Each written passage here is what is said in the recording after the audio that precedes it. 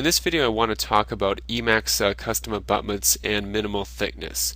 And what I mean by that is if you're doing a custom abutment, this is tooth number 14, when you go ahead and you reduce this into the abutment and the crown after doing your biogeneric proposal, you've got a certain thickness of Emacs you need to worry about. So you still need a certain thickness of Emacs over the top of your abutment. So if I go ahead and I reduce this or split it, you can see that it's a nice split, but I'm not giving myself a lot of room for the Emacs crown over that custom abutment. You can see that's actually very, very thin. Now there's two different ways you can handle this situation. The first is you can just do as I just did, just go ahead and design it as normal.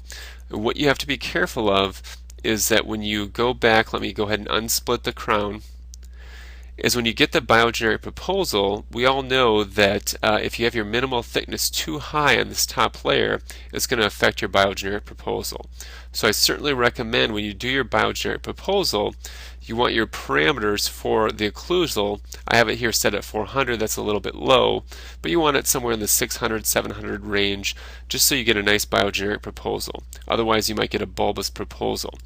So if I go ahead and this is my biogeneric proposal, and I reduce or I split it again,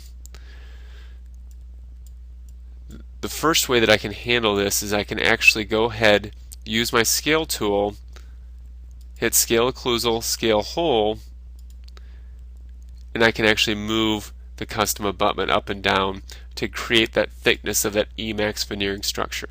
Now if I want to see how close I'm getting to the actual titanium base, we simply just go to display options, turn our restoration transparent, and we can see how close. See, I got the titanium base showing through. We can see the thickness in relation to the titanium base. So that's the first way you can handle this. The second way you can handle it is, if you want to be really exact, is after you got your biogeneric proposal, let's go ahead and unsplit the crown. After you've already got your biogeneric proposal, now you can go back to the restoration parameters. Let's say you want 1.5 millimeters of Emacs on top of that abutment.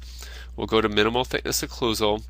We'll go to 1500, which will give us 1.5 millimeters of thickness on that Emacs crown. Hit OK. Go ahead and now split the crown. And now there'll be exactly 1.5 millimeters between that Emacs crown and that custom abutment. I'll go ahead and turn that off transparent. So those are the two different ways you can control the thickness to make sure you have enough thickness of your Emacs veneering structure over your custom abutment.